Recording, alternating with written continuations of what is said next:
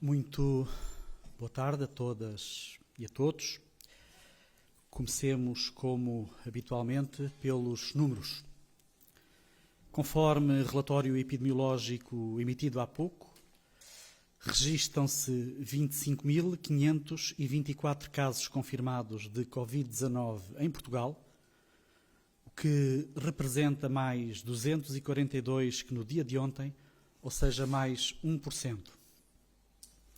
Por outro lado, verificam-se 813 casos em internamento, menos 43 pessoas internadas, dos quais 143 em cuidados intensivos, menos um caso do que ontem. Registram-se 1.712 casos de recuperação, mais casos do que ontem. E, finalmente, 1.063 óbitos, que muito lamentamos. A taxa de letalidade global é de 4,2%. A taxa de letalidade acima dos 70 anos é de 14,9%. Pessoas em tratamento no domicílio, 85,9% dos casos. A percentagem de internamento é de 3,2%, sendo que 0,6% em unidade de cuidados intensivos e 2,6% em enfermaria. Desde o dia 1 de março foram realizados cerca de 450 mil testes de diagnóstico Covid-19 em Portugal. O último dia de abril foi o dia com mais testes realizados desde o início da pandemia, mais de 16.200 testes. Durante o mês de abril, foram feitos em média cerca de 11.500 testes por dia no nosso país. Destes, cerca de 46% foram realizados nos laboratórios públicos, 43% nos privados e quase 11% nos laboratórios, nomeadamente na academia e em laboratório militar. Este esforço conjunto e o envolvimento de todos tem sido crucial para que Portugal tenha conseguido aumentar a sua capacidade de testagem para nos níveis que nos devem deixar a todos satisfeitos. Gostava ainda de dar nota de que temos hoje mais de 175 mil utentes inseridos no Trace Covid, ou seja, que foram acompanhados ou que estão em acompanhamento em casa pelo seu médico de família no âmbito da pandemia. A linha de aconselhamento psicológico do SNS 24 já recebeu mais de 200 chamadas. E a linha de atendimento para surdos, um serviço disponível no SNS 24 desde o passado dia 21, já atendeu 30 pessoas através de videochamada. Começou hoje o dia 1 do desconfinamento, mas contamos já com mais de 60 dias a conviver com o Covid-19 no nosso país. A economia reabre paulatinamente a partir de hoje à sociedade. Temos de continuar, porém, a manter a porta de transmissão do vírus completamente fechada. Está em cada um de nós. Continuamos a confiar na responsabilidade dos portugueses dentro e fora de casa. O distanciamento físico e a lavagem frequente das mãos não são para abandonar, pelo contrário, devem ser reforçadas. Na saúde, é preciso continuar a procurar soluções e estamos também em Portugal a fazer a nossa parte e agradeço também aos nossos investigadores. Começa este mês em Portugal a colheita de plasma de sangue de doentes recuperados de Covid-19 em 10 unidades distribuídas pelo país. A transfusão de plasma convalescente já foi feita noutros países, nomeadamente na China, com bons resultados. Os critérios para a participação em ensaios clínicos com plasma convalescente são coordenados pelo Instituto Português do Sangue e da Transplantação e envolvem ainda a Direção-Geral de Saúde, o Infarmed, o Instituto Nacional Dr. Ricardo Jorge e o Instituto de Medicina Molecular de Lisboa. E por isso temos hoje connosco também a doutora Maria Antónia Escoval, presidente do IPST, para explicar todo o processo de colheita e transfusão de plasma convalescente e a quem, desde já, passo a palavra e agradeço. Muito obrigado, Sra. Doutora. Obrigada, Sr. Secretário de Estado. Muito boa tarde. Efetivamente, a terapêutica com plasma convalescente Covid-19 foi já utilizada na China com eficácia terapêutica. Muitos países da Europa, nomeadamente a Espanha, a Itália, a França, a Alemanha, a Bélgica, a Holanda, estão já a desenvolver ensaios com plasma convalescente. Da mesma forma, os Estados Unidos iniciaram também já esta terapêutica no âmbito de ensaios clínicos. A Organização Mundial de Saúde, o ECDC e o FDA recomendam a sua utilização. O Instituto Português do Sangue e da Transplantação desenvolveu, pois, um procedimento. Este procedimento envolve a seleção dos dadores, dos doentes recuperados, a colheita, a análise, o processamento e a distribuição deste plasma através dos serviços de imunohemoterapia dos hospitais. Estarão envolvidos nesta colheita, para além dos 3 centros de sangue e de transplantação do IPST, também mais 7 serviços em hospitais portugueses. Relativamente ao recrutamento destes dadores, como sabem, a dádiva de sangue em Portugal é anónima, benévola e voluntária e, portanto, estará disponível no site do IPST um link onde todos os doentes recuperados podem, a partir de hoje, disponibilizar-se para fazer a sua dádiva de plasma convalescente. Gostaríamos de referir o enorme esforço e a enorme satisfação de termos conseguido, em Portugal, ter testes disponíveis para a quantificação de anticorpos neutralizantes. Esta quantificação é essencial, assim como o volume transfundido, para a eficácia desta terapêutica. Estes testes foram desenvolvidos pelo IMM, pela professora Maria Manuel Mota e pelos virologistas Pedro Simas e Mark Vendelol. Em relação aos ensaios clínicos, foi hoje nomeado, através de despacho, um grupo de trabalho que, como o Sr. Secretário de Estado já referiu, envolve, para além do IPST, a Direção-Geral da Saúde, o Instituto Nacional de Saúde, Dr. Ricardo Jorge e o Infarmed. Este grupo de trabalho irá definir os critérios mínimos de inclusão nestes ensaios clínicos e tudo o restante que envolve esta terapêutica, nomeadamente volumes a transfundir, doentes a incluir nestes ensaios.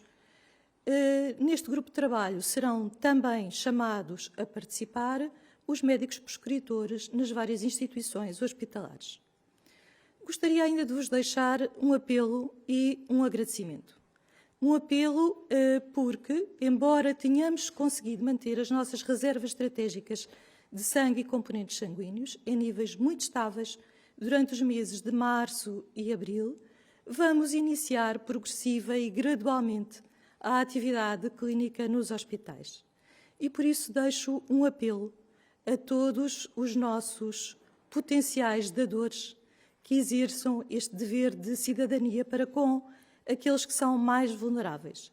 Efetivamente, o sangue não se fabrica artificialmente e todos os dias há doentes que necessitam de sangue e componentes sanguíneos, nomeadamente os doentes oncológicos, os doentes hematológicos, mas agora também os doentes que são submetidos a cirurgias eletivas ou o trauma com o início progressivo da atividade.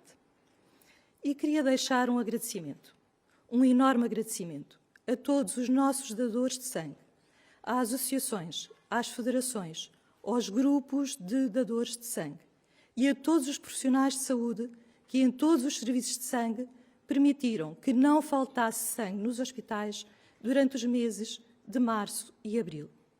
E um último agradecimento à GNR, às corporações de bombeiros e à Força Aérea Portuguesa que permitiram o transporte de órgãos, a colheita e o transporte de órgãos, nomeadamente as esquadras Lince e Elefantes. O nosso muito obrigada. Estamos agora à vossa disposição. Muito boa tarde, Sr. Secretário de Estado, Doutora Graça Freitas, Doutora António Escoval. Ana Luísa Rodrigues, da RTP. Eu gostava de começar por fazer uma pergunta que tem a ver com as declarações do Presidente da República, Marcelo Rebelo de Sousa, que entrou ontem e hoje, portanto, falou relativamente às comemorações do 1º de Maio, dizendo que, quando autorizou a comemoração no decreto que decretava o estado de emergência, não tinha a ideia, portanto, tinha a ideia que iria ser uma coisa mais restritiva, com menos gente, mais simbólica, não tinha a ideia de que iria ser essa a interpretação das autoridades de saúde. Deixa aqui, portanto, uma espécie de uma crítica ao entendimento das autoridades de saúde quanto à dimensão e à forma como foi organizada a comemoração. Eu gostava de saber a reação a estas declarações. Gostava também, aproveitando a presença do Dr. António Escoval aqui, para além das questões do sangue e dos estudos sobre o plasma convalescente, eu gostava de lhe perguntar especificamente sobre a questão da doação, do transplante, da recolha de órgãos, porque ao longo das últimas semanas, falei com vários responsáveis de hospitais que tratam com esta delicada teia com que se tece a questão da recolha e da doação, da transplantação e depois da transplantação para os doentes. Vários doentes muito aflitos à espera de órgãos, e eu gostava de saber como é que está neste momento a situação da doação de órgãos e da transplantação e como é que se prevê e para quando se prevê uma normalização a níveis que no passado têm orgulhado Portugal, nesse sentido. Se me permite, em relação à sua primeira parte da questão, ela é muito simples e muito objetiva. Como é óbvio, não me cabe a mim comentar as declarações do Sr. Presidente da República. A única coisa que lhe poderei dizer é que às autoridades de saúde cabe a definição de regras sanitárias de acordo com aquilo que é, de facto, a melhor evidência a cada momento, sendo que, a cada momento, também algo vai evoluindo, algo vai gradualmente e progressivamente podendo ser diferente. As realidades de hoje não eram as realidades de ontem. Cada vez que pestanejamos, a nossa realidade muda. E por isso, o que lhe posso dizer é simplesmente isto. Em relação à questão do Sr. Presidente, não vou comentar as suas declarações, como é óbvio e natural. Em relação à segunda parte, dizer-lhe que é às autoridades de saúde que cabe a definição das regras sanitárias de acordo com a melhor evidência e em cada momento. Muito obrigada pela sua pergunta. Efetivamente, durante este período, as situações de transplantação ocorreram naquilo a que chamamos urgência e superurgência. E este facto deve-se também com a atividade dos serviços. Como sabe, a questão da doação, para a questão da doação, necessitamos de unidades de cuidados intensivos, a grande maioria destes dadores, para a maioria destes dadores, e também para a recuperação pós-cirurgia dos transplantados. E esta foi uma das razões, entre outras, pelas quais a transplantação ocorreu em situações de urgência e superurgência. Relativamente à doação de órgãos, como até já tinha adiantado, acabámos por não desperdiçar oportunidades. Houve até transportes de órgãos da região sul do país, com o apoio tanto da GNR, sempre presente, como da Força Aérea Portuguesa. Fomos buscar órgãos para transplante à Espanha, transportámos órgãos de Lisboa para o Porto, realizaram-se transplantes em Coimbra e, portanto, pensamos que, efetivamente, manteve-se alguma atividade na doação e na transplantação. Efetivamente, se analisarmos os meses de março e abril, a atividade da transplantação teve uma quebra em relação ao período homólogo do ano passado. No entanto, gostava de lhe dizer 60% em relação à doação e 68% em relação à transplantação. Mas gostava de lhe dizer que se analisássemos por trimestre, se analisarmos só janeiro, fevereiro e março, verificou-se um aumento, principalmente na doação, em relação ao ano de 2019. Portanto, isto significa, e são dados que muito nos orgulham, e orgulham os gabinetes de colheita e transplantação em todo o país. Se pensarmos nos meses de janeiro e fevereiro, isto demonstra o aumento de atividade que houve. Muito boa tarde, Sara Sousa Pinto, da TVI, também para a SIC e CMTV. No boletim divulgado ontem, não houve aumento de novos casos na região de Lisboa e Val do Tejo, mas se olharmos para os concelhos, em particular, vimos que esse aumento existiu, nomeadamente na Amadora, Alcochete, Zambuja, Cascais ou Vila Franca de Xira. Pergunto se o aumento de novos casos registado hoje é referente a essa retificação ou se ainda há casos positivos por contabilizar. Obrigada. Como nós vos dissemos ontem, houve de facto uma situação atípica no reporte, na notificação, e quando detectamos essas questões, nos dias subsequentes vamos alterando os números, afinando a informação para que ela chegue o mais próximo possível da realidade e, portanto, o boletim de hoje reflete não só melhor a realidade à data de hoje, como alguma, enfim, dificuldade que houve na coleta dos dados durante o fim de semana. E, portanto, neste momento, o boletim é o mais próximo da realidade que é possível ter com base nos dados que nos são reportados. Lusa?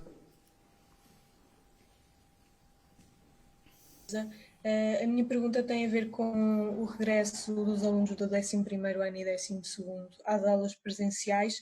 Estamos a 2 semanas da reabertura das escolas e as direções ainda não receberam orientações da Direção-Geral de Saúde. Eu queria saber se já existe alguma decisão relativamente a esta questão, nomeadamente ao número de alunos permitido por turma e por sala, e quando é que as escolas vão ser informadas. Obrigada. Muito obrigada pela questão. Relativamente, portanto, a esta questão das escolas, estamos, obviamente, a trabalhar com o Ministério da Educação e com as suas direções gerais. À Direção-Geral da Saúde compete estabelecer regras sanitárias de segurança e de saúde, obviamente, no local de trabalho, neste caso num local específico que é a escola, porque se encontra uma comunidade docente e outros trabalhadores, mas também uma comunidade de alunos. E, portanto, estamos a trabalhar com o Ministério da Educação nessas regras. As regras gerais, que são de todos conhecidos, e aqui enfatizamos muito, obviamente, as questões do distanciamento social e das atividades que se podem ou não se podem fazer para assegurar esse distanciamento social, mas também as questões relacionadas com a proteção individual e com a higienização, quer das próprias pessoas, quer do meio ambiente, das superfícies, dos equipamentos, dos objetos, de tudo isso. Este trabalho é um trabalho concertado. Relativamente à comunicação para as escolas, é óbvio que compete aos serviços do Ministério da Educação fazê-lo e, portanto, quando acharem pertinente e necessário, sairão essas indicações para as escolas, sendo que, como calculam, as especificidades depois são tratadas de acordo com o grupo etário envolvido na retoma da atividade escolar. Diário Notícias. Boa tarde, Rita Rato Nunes, Diário de Notícias. Gostava de voltar à questão dos testes feitos para saber se me conseguem dizer quantos exatamente foram feitos este sábado e este domingo. E queria ainda pedir à Senhora Diretora-Geral da Saúde uma diferenciação entre as situações em que deve ser utilizada uma máscara e as situações em que deve ser usada uma viseira. Obrigada.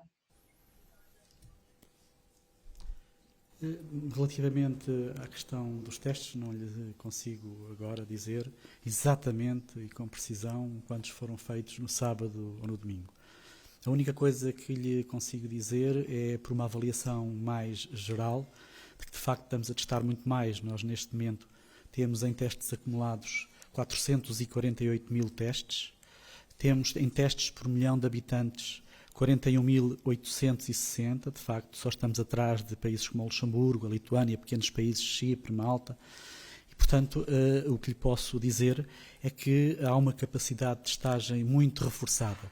Poderei, amanhã, em dias subsequentes, dar-lhe essa informação relativamente ao sábado e ao domingo especificamente, mas neste momento não tenho exatamente essa informação e, portanto, não quero induzi-la em erro. Relativamente à questão das viseiras e das máscaras, eu acho que não é demais recordar, sobretudo que hoje, que iniciamos o dia 1 de uma nova fase nesta epidemia, que há um feixe, um grupo de 4 medidas que nós vamos ter que continuar a observar, independentemente do uso de máscaras ou de viseiras ou de outros materiais que façam barreira, enfim, entre as vias respiratórias de uma pessoa e as de outra pessoa. Não nos podemos esquecer que com máscara, sem máscara, com viseira ou sem viseira, a regra do distanciamento físico ou do distanciamento social se mantém. Portanto, nós temos que continuar a ter a disciplina de, mesmo com o método barreira, manter esse distanciamento.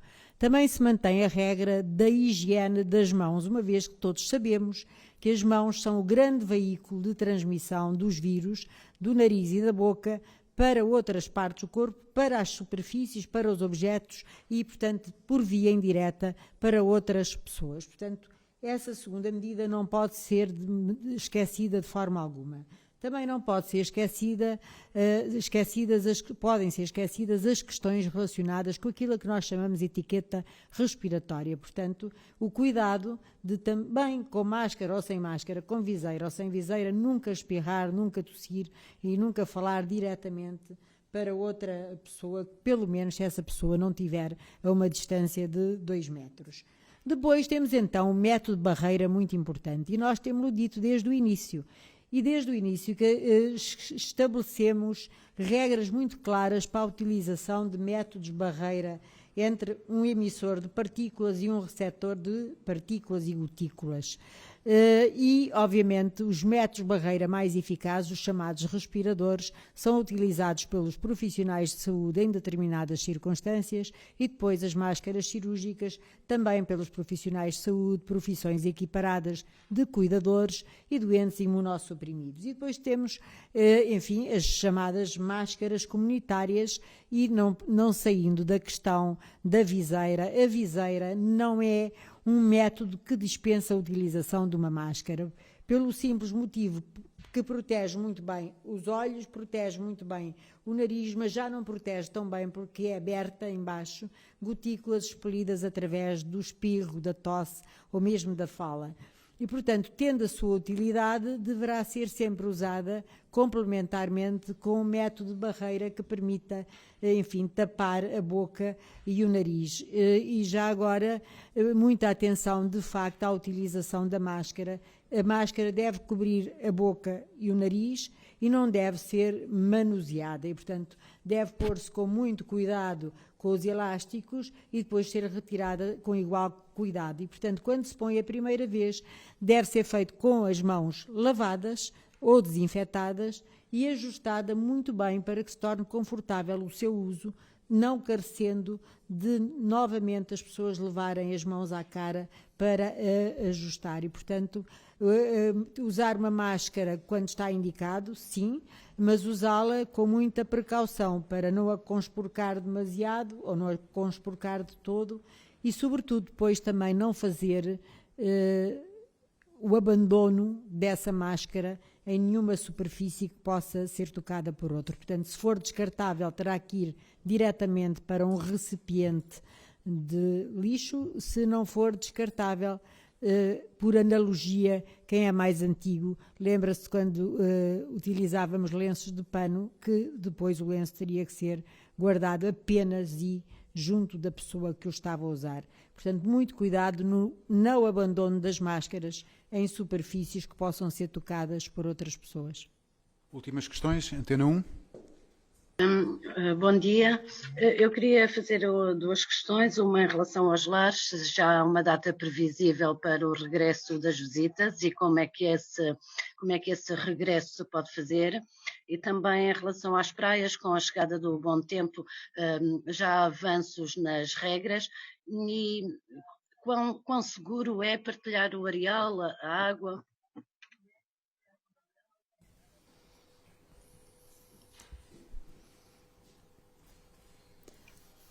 Relativamente aos lares, já o tínhamos dito, nós não queremos que as pessoas que estão nesses lares continuem a sentir-se isoladas e muito menos abandonadas. É uma questão de com segurança, enfim, permitirmos que a sua família, os seus amigos, as pessoas mais chegadas as possam ver, mas obviamente temos que manter contenção nessas visitas e temos que manter regras muito específicas. E essas regras estão neste momento a ser analisadas, obviamente, pela saúde pública, mas depois serão também consensualizadas e discutidas com o Ministério do Trabalho, da Solidariedade e da Segurança Social e, obviamente, com as entidades gestoras dos lares. E, portanto, vai-se fazer uma orientação muito rapidamente, com todo o cuidado, para permitir duas coisas: que as pessoas sejam visitadas, mas ao mesmo tempo se mantenha o nível de segurança que é exigido nessas circunstâncias para uma população que é muito vulnerável. Relativamente às praias, não vou adiantar nada, uma vez que, como sabem, neste momento não há nenhuma indicação na legislação, o que não quer dizer que, do ponto de vista meramente técnico, e volto a dizer meramente técnico, as questões não possam ser estudadas e acompanhadas, mas apenas do ponto de vista técnico.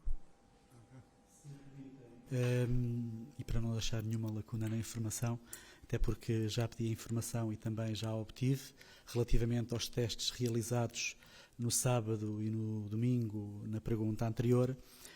No sábado foram realizados 10.400 testes, mas ainda faltam apurar 3 laboratórios. E no domingo 5.500, mas ainda faltam apurar 12 laboratórios. Também dizer-lhe que no feriado foram realizados 12.500 testes, mas também ainda falta apurar 2 laboratórios. Ou seja, não sendo uma informação completa, é, no entanto, aquela que temos mais aproximada neste momento. Muito obrigado.